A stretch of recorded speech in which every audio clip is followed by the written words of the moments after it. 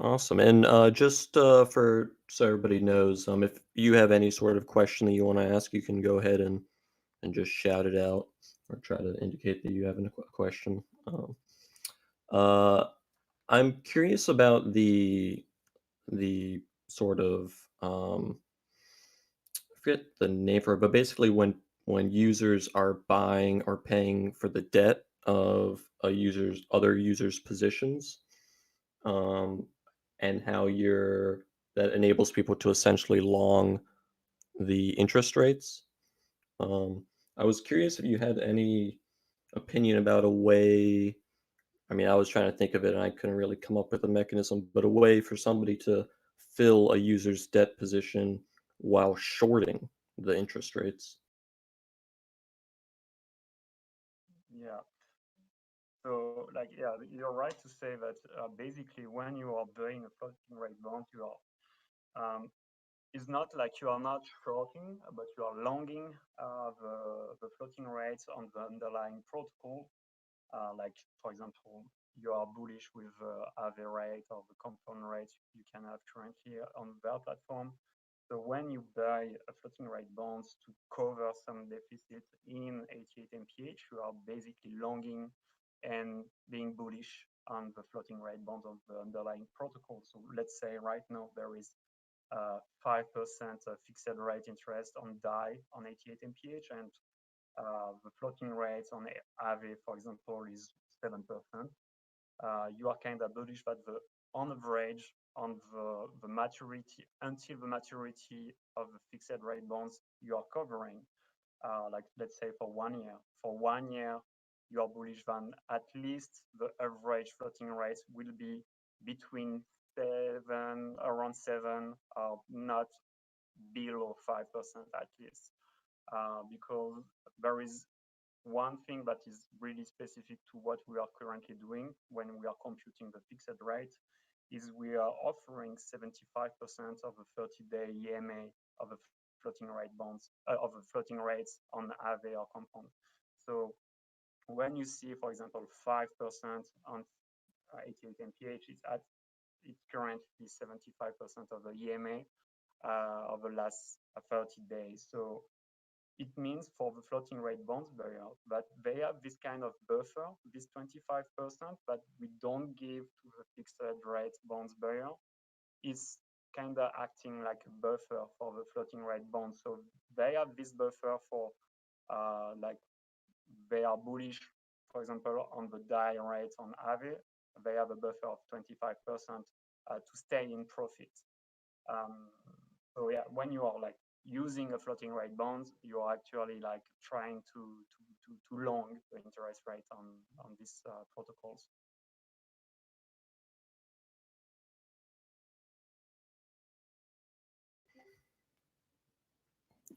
Gotcha.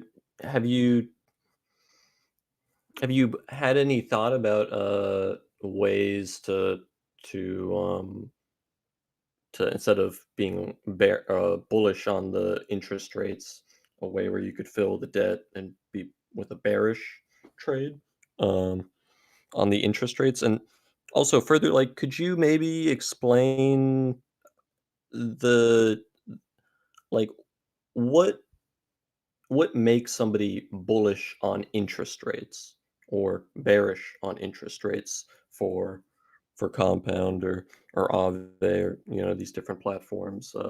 What type of market forces do you guys think about playing into this?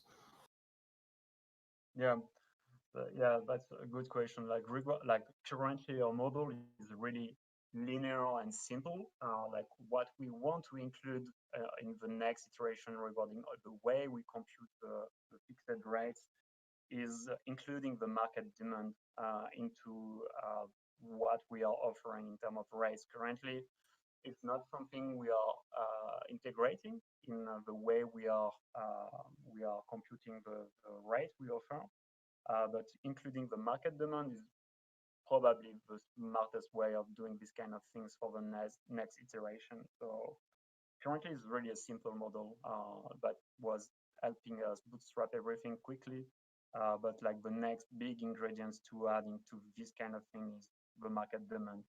So like the borrowing forces and the supply forces, like what kind of rate that can produce and what we can extract from that, and being sure that we are not offering too low rate or too high rate on 88 mph at the end. So that's one big step further for us in the following, in the next like near future.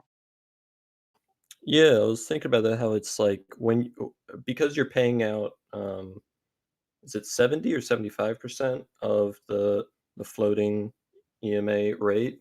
It's sort of like a sweet spot, or at least you're trying to like target a sweet spot that still allows users to buy the debt and be bullish, um, while still giving good incentives for users to actually lock up and and use 88 miles per hour. Yeah, yeah, it's like yeah, exactly that. Like finding, like fine tuning to find this sweet spot is really like not the easiest task. So currently, it's just like really a dumb rule where we are just arbitrarily putting 75%, but it's not really the smartest way of doing that. So like when we have like more dynamic data to integrate into that kind of things, it will be definitely more, yeah, more interesting for everyone. And at the end, I suppose it will allow us also to be more, uh, yeah, more smart regarding how to de-risk the whole protocol at the end, for sure. Yeah, awesome. Oh no, I had something on the tip of my tongue, and now it just slipped away from me.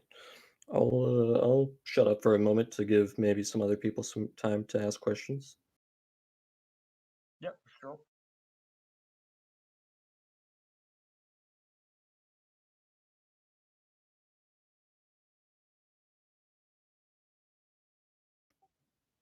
Oh, I thought of what I was gonna say.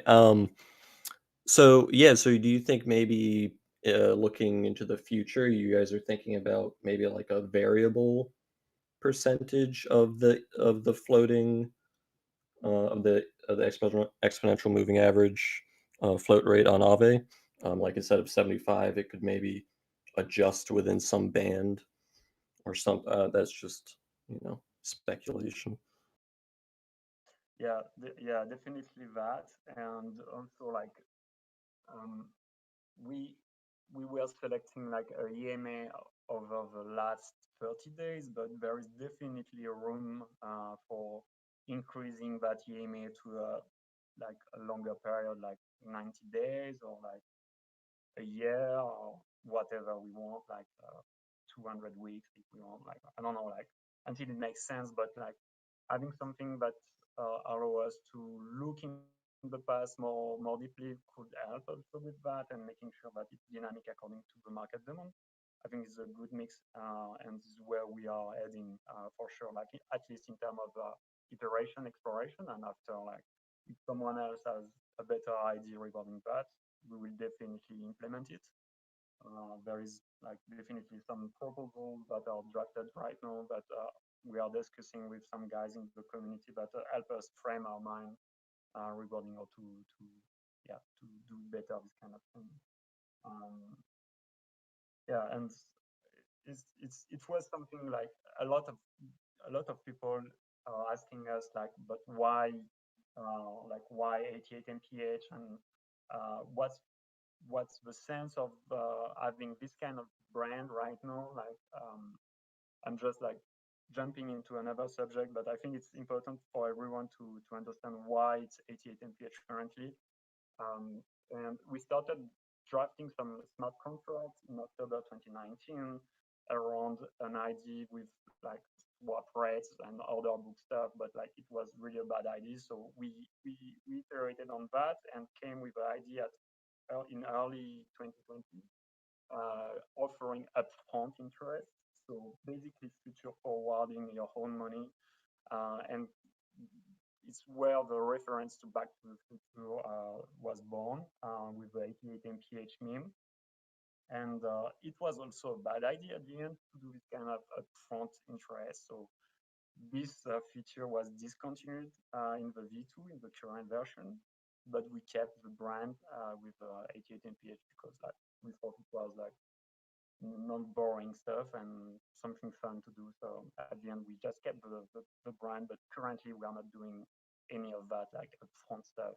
Like the only upfront deal you have is with the MPH rewards. When you deposit, when you buy some fixed rate month, you have some MPH reward with it, but you can stake after whatever you want. But yeah, that's just it was an apartheid regarding all of that. Gotcha. Awesome. So just a little bit more on the background and origins. Um, and yeah, it's one of the more interesting systems you have when you lock up your coins. You also get MPH upfront, but you have to then return most of it at the end of your term on your deposit, which is a pretty interesting system for governance and sort of Yeah, yeah, engaging users. yeah, regarding that, like I, I, wa- I wanted to add a detail regarding the way you get the upfront MPH. They are vested continuously to your address over a 7-day period.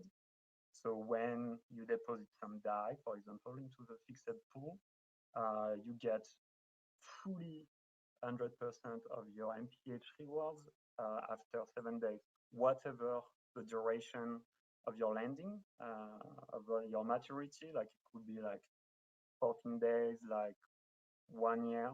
You will get your rewards after 7 days. And yeah, you were mentioning this payback MPH stuff. So the idea behind that is to be sure that at the end, the way we incentivize currently early adopters, because we launched all of that like basically 2 months ago. Uh, and So it's really brand new.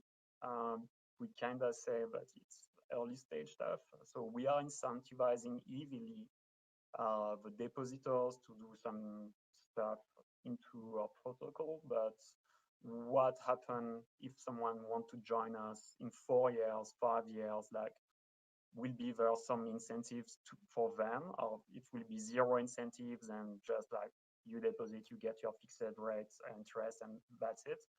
So we thought more about that and wanted something that is sustainable in the future. And the payback ratio is mainly to have some provision for the governance treasury and being sure that this MPH will act as a passive capital asset that is stored into the governance treasury, and the community could decide how they want to spend them. So we were thinking there is two main way of spending them is creating new incentives. For example, for liquidity, we are currently incentivizing our liquidity provider with some MPH coming directly from the governance treasury. This governance treasury is like provisioned by the MPH payback feature. And another thing is we can continuously incentivize the depositor, the fixed rate bonds barrier, the floating rate bonds barrier with MPH coming directly from that governance treasury too. So we don't need to mint out of thin air new MPH and like create crazy inflation for continuously incentivizing everyone into the ecosystem. So that's the main way why we were doing that, having this governance treasury and this payback feature. So currently you can pay back like 30% on some pool, and some pool have 90% payback ratio. Like currently, mainly all the pools have a 30% payback. So from like if you get, for example, 10 MPH rewards initially, you will need to pay back at maturity when you want to withdraw 3 MPH, and you keep the 7 for you.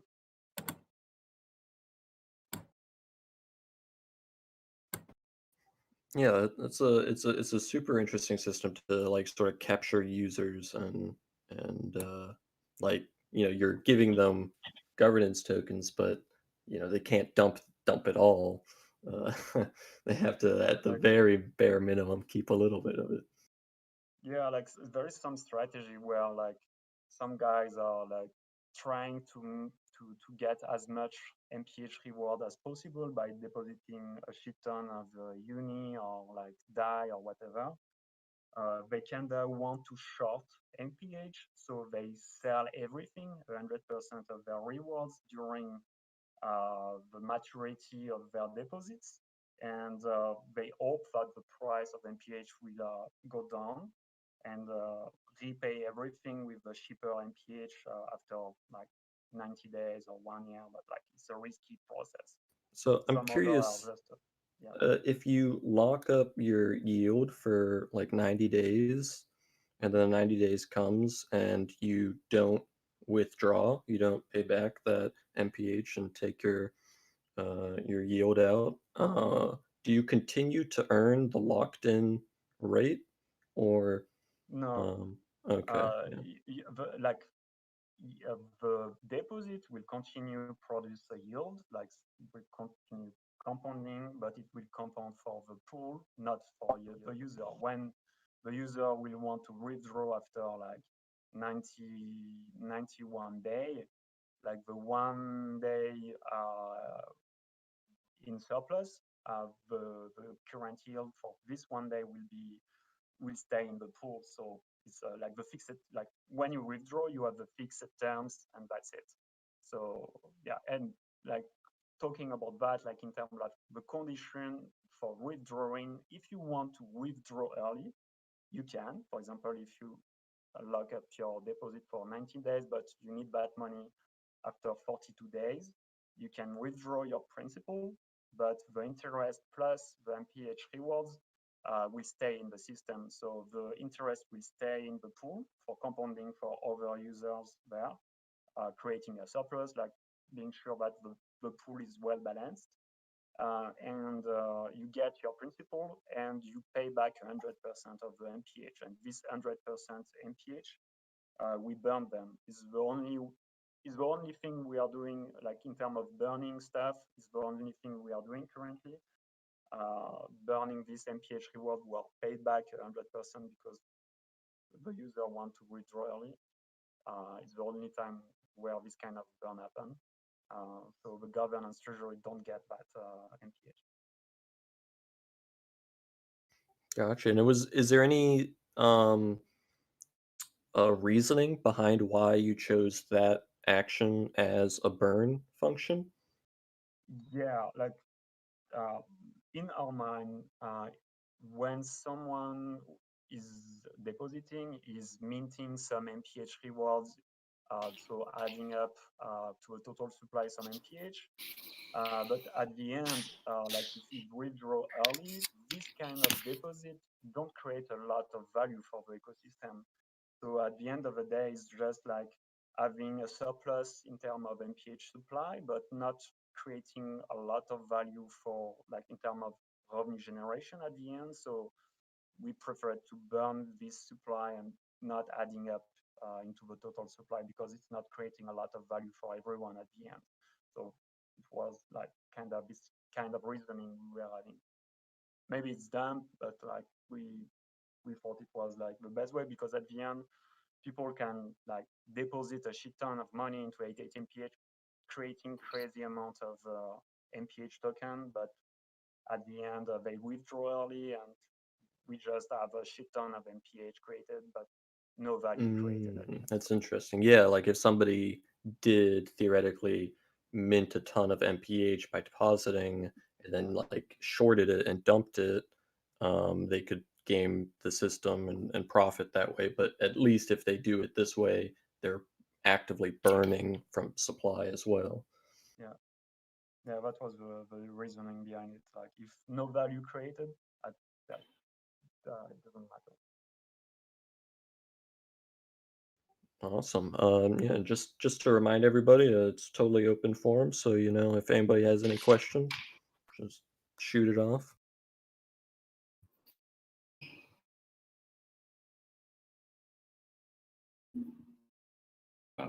Hello. Hey, Hey, what's up? Hello. Yeah, so this discussion is regarding sushi swap, right? This is talking about 88 miles per hour. It's a project that got added to the Onsen, so it has rewards on SushiSwap, and we're doing an AMA to sort of give a platform for the project. Okay, okay, sorry. No worries. Yeah, and talking about that, so the way currently that HTMPH is kind of using SushiSwap is via this onsen pool where we got some nice sushi rewards for the liquidity providers with the MPH ETH pair. Um, we are eager to launch some joint mining program and offering some MPH on top of the sushi's rewards. So hopefully it could happen real soon.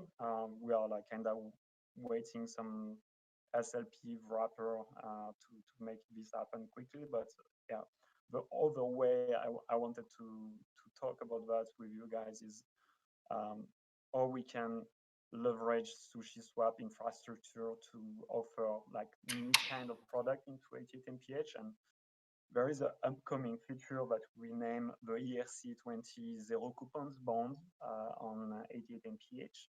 So it's kind of a new brand product for us that will allow us to make everything more liquid in terms of bonds, creating, unlocking new use cases also.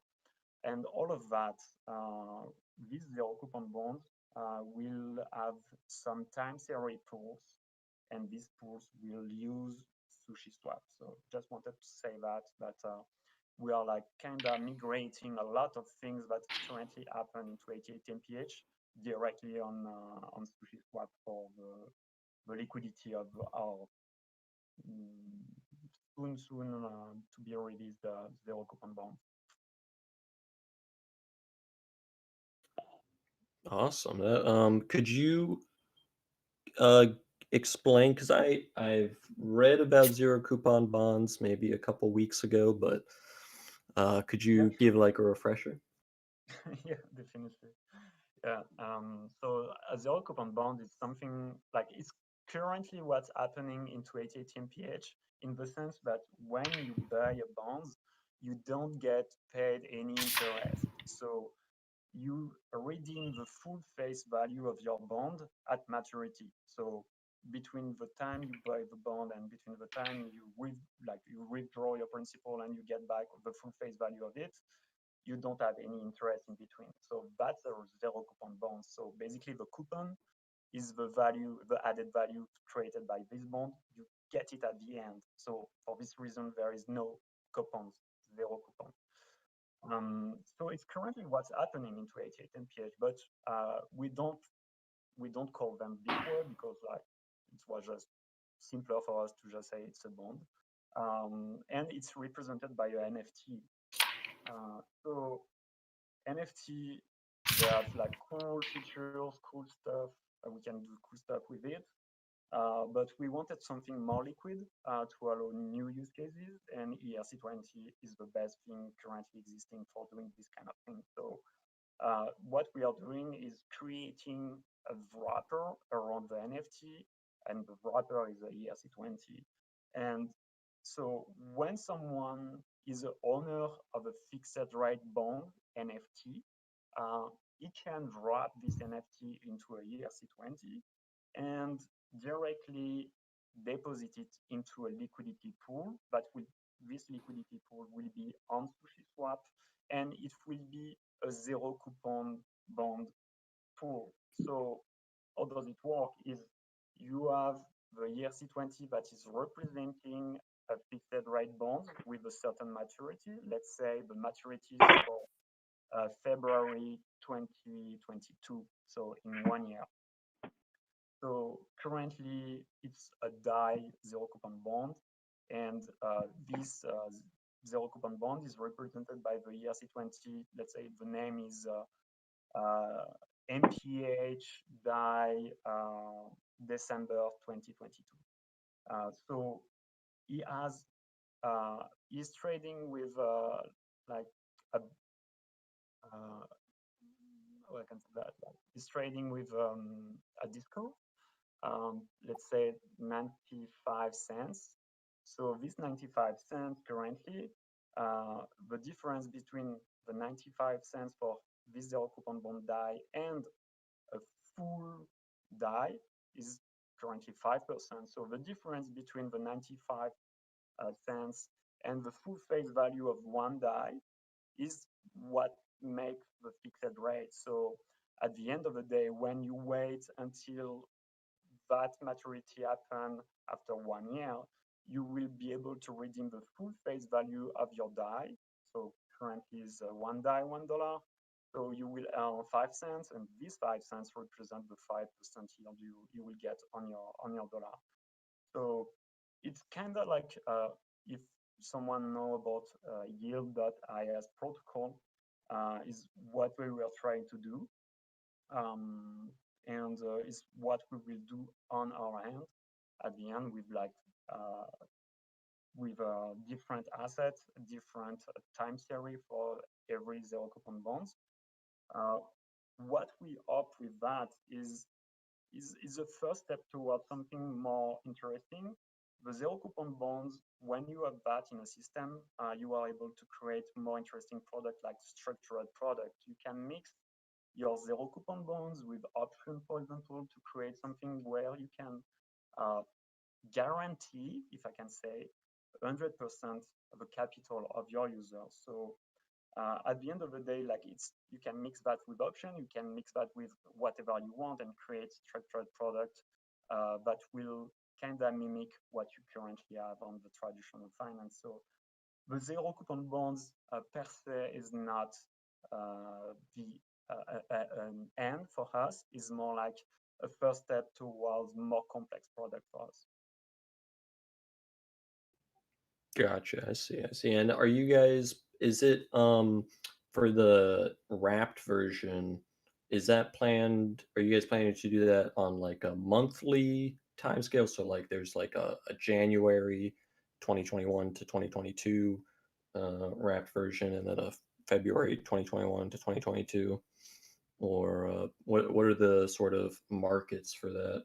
Because if you, I would imagine Yeah, if you go down to like every single day, then it's just you're fragmenting the market too much.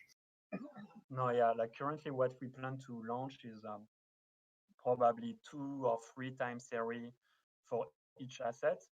So it will be like just to be able to test the water. We will have something maybe like for the next 6 months. Like one is the maturity will be in July, another one will be in May, and another one will be in 30 days for each asset. Where like each asset at least was the most traction into 818 pH currently. And after we will deploy more pools, more zero coupon bonds pool, and we will see. Like according to traction, basically, we Hmm. will iterate on that.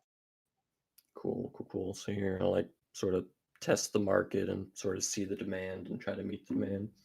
Yeah, and Awesome. as I said, also is a first step towards something else. So what we want is kind of launching a proof of concept and be sure that we can start building as soon as possible some experiments regarding structured product. Us or someone else, because like everyone can build on top of 88 mph. So if someone want to build with us some interesting stuff with that, we are definitely open to support and yeah, sponsor all of this kind of work. Yeah, yeah. I was reading some stuff about the structured product stuff. It seems like I can imagine that there's maybe like a giant race to get the first structured product built on DeFi listed on Coinbase. It'd be Yeah, it'd be pretty crazy. yeah. There is like kind of interesting things. Uh, we definitely want smarter people than us helping us building all of that because we are like as I said, we are just 2 core members into the team, so we won't have the bandwidth to build everything ourselves. So at the end, we want to have like a healthy community of builders around us. And I saw some days ago there was a new protocol. that launched something really interesting regarding structured things. I think the name was Primitive. Uh, I don't know if you heard about it, but they are doing I've like not. kind of some interesting things with options where it's permissionless. So whoever you are, you can create your own options product. And we are like, yeah, we will look into that for sure, making sure we can leverage this kind of product for our goal also for developing other stuff with that. So it's definitely not gonna happen alone in our end. We want to mix different protocols together. Like we are currently using SushiSwap for providing some liquidity to our community. We want to be sure that we can we can use some other protocol for building new interesting things too. Gotcha. Awesome. Um, yeah, I'm gonna open it up again. Anybody got any questions before I keep this Yeah. in? Go ahead. Yeah. Hey, thanks for setting this up. This is really great. In general, this is like probably a pretty basic question. I haven't really looked up MPH too much, to be honest. But I was just more curious about like with Onsen, which seems like a great program. Yeah, like McFly, I guess is what you call it.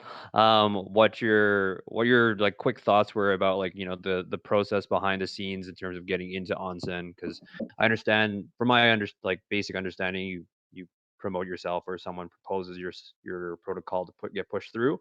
Um, and just as someone in the SushiSwap ecosystem, I just love to understand a bit more what we're trying to push into it, right? And then just your general thoughts too.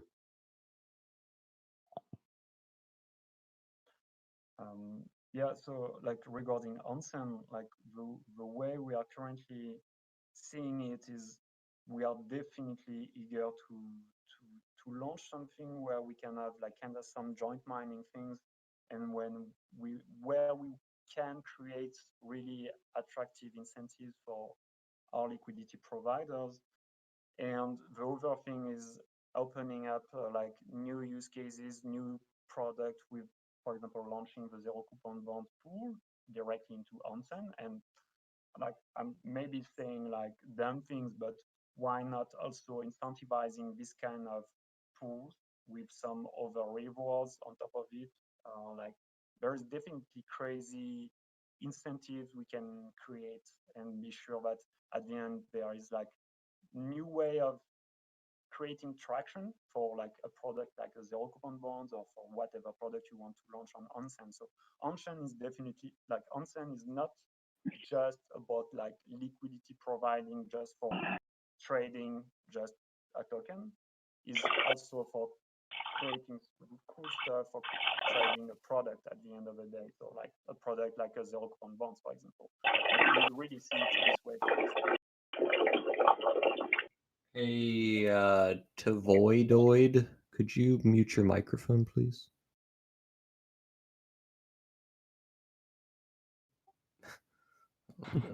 Okay, great. Thanks so much for the answer. Yep, you're welcome.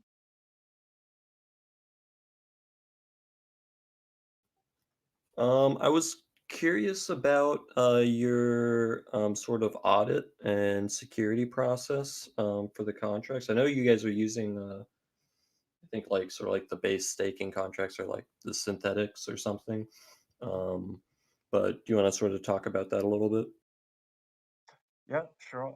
Like currently, we got audited by PegShield, Quantstamp, and like the last one we integrated was Certic. So our process currently is whatever we are releasing, like brand new features, everything will be going for at least 2 audits before like reaching mainnet, like reaching the production of 88 MPH on mainnet. So it's painfully slow, to be honest with you.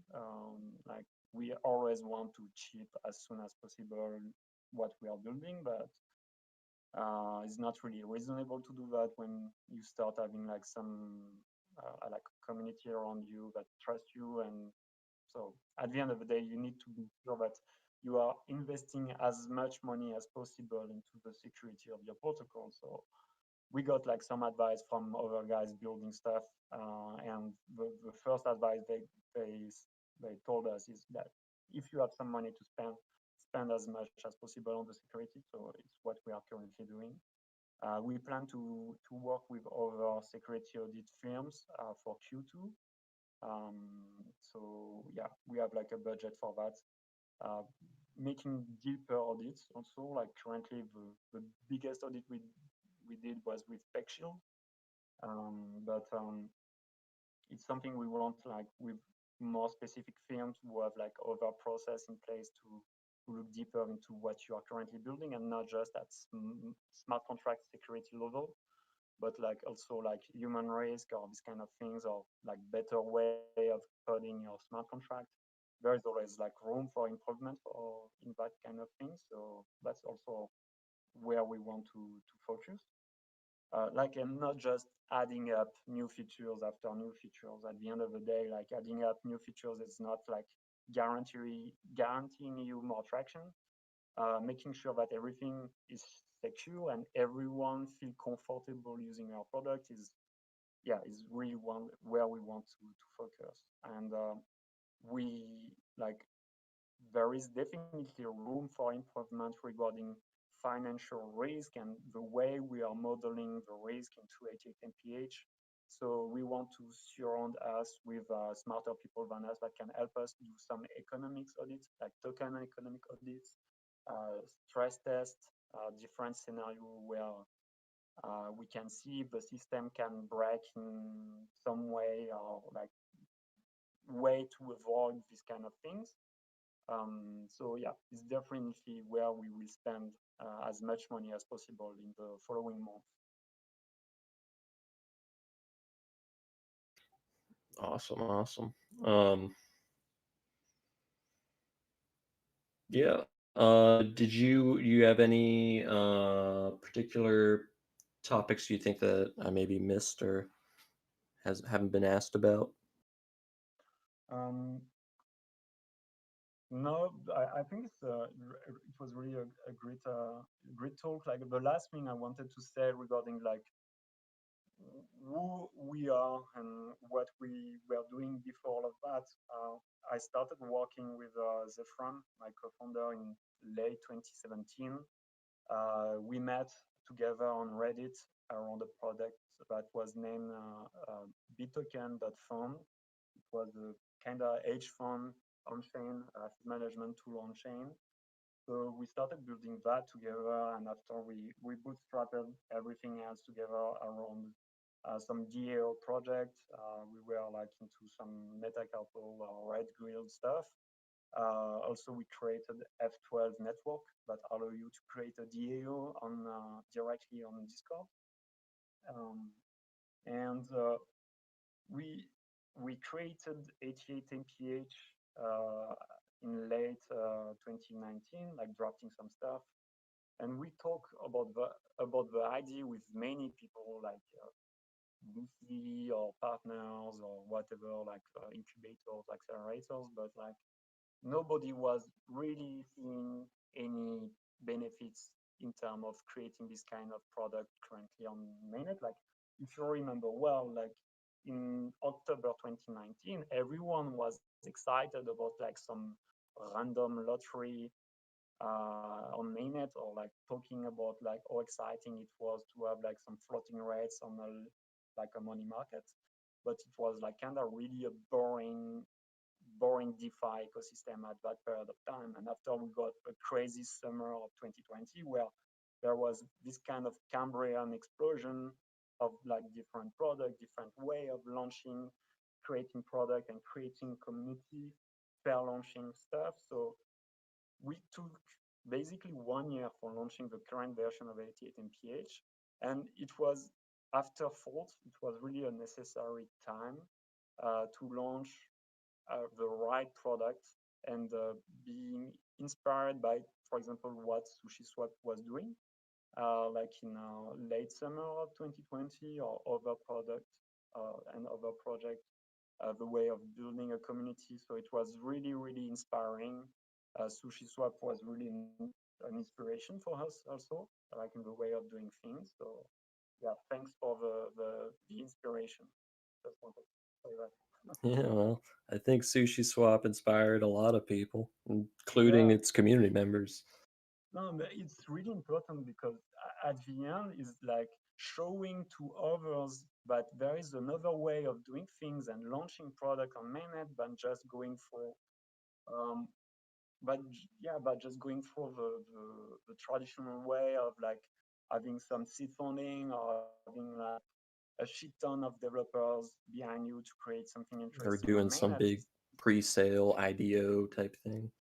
Yeah, and it's definitely not. There is other way. Like for example, us, we bootstrapped everything.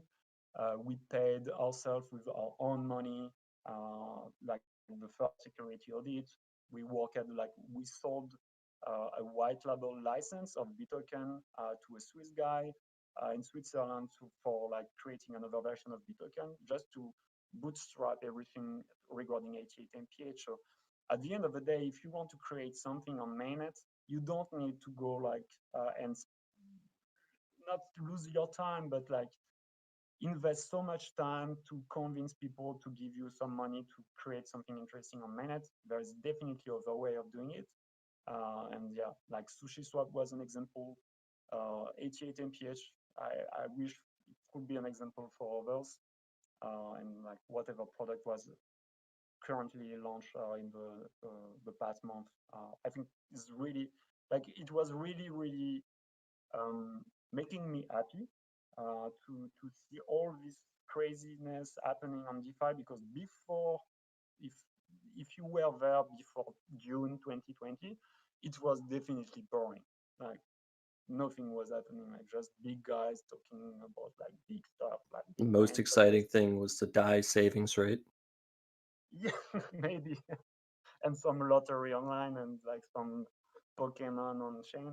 I don't know. Like was like not really inspiring for me. Like for others it was, but for me it was really boring. Yeah, for But sure. And like, a lot of people didn't like the food token craze, but you know, out of that comes these very polished, not scam total just money grabs, it's an actual project that is launching in the same sort of, you know, decentralized open way that yeah, sushi and 88 miles per hour is just doing it. yeah, I think yeah, it was like a necessary bullshit step, but at the end, like from every creation cycle, there is another iteration of it that come better and stronger and like as in the nature. Like it's maybe dumb to say that, like, but currently what's happening. So I think it's pretty cool. Yeah, absolutely. For sure. I totally agree. It is super exciting what's happening on Ethereum nowadays. Um, Yeah. but yeah, I think this is probably, unless anybody has any questions, I don't want to cut anybody off. Just wanted to say thanks again. And also, did you order a lot of sushi when you got into onsen? Yeah, we got some sushi and is like we are really really eager to do more stuff with them and yeah, see what happen. Like uh, we are following closely what you are doing, guys, and yeah, I know that there is some cool stuff that are currently being released soon. So yeah, just waiting. Awesome. And yeah, we really appreciate you coming out and doing this AMA, McFly. 88 miles per hour is an awesome project, and I'm super excited to see, the next steps and V2 and forward. It's super exciting. Um, yeah, and we're gonna call it there. So thank you, everybody. Thank you for Yeah, thanks for participating. your times, everyone. Thanks for having us.